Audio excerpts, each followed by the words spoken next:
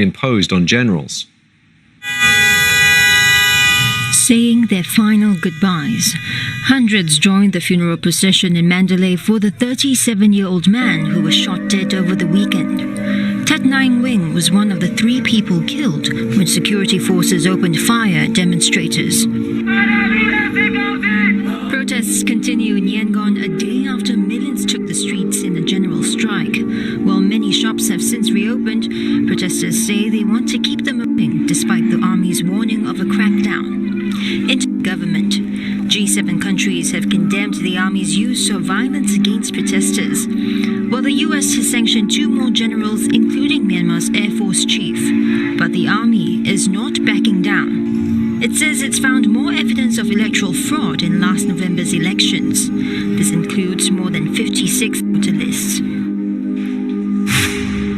Leon Waikid joins us for more on this. Waikid, a group of lawmakers elected in November is trying to engage some of the lawmakers who have been elected back in 2020 during the general election, and they're calling themselves the committee representing the Pidang Sulutor.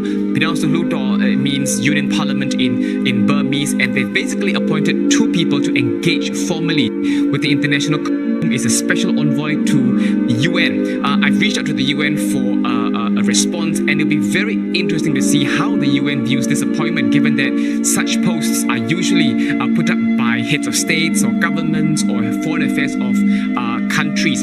But observers have also pointed out that it's not so much the recognition or the legitimization by the international community. It's also about how these lawmakers want to effectively push out messages to the international community. To another Myanmar expert and asked him for his views. Now he says what's interesting here is that the grouping here has used the 2008 constitution, which is Myanmar's law written by the army, to say that, hey, for us to form this committee. Now on the other side of the story, we have the Myanmar army who's also using the same 2008 constitution, citing another part of the law to say that, hey, we still have the right to seize power.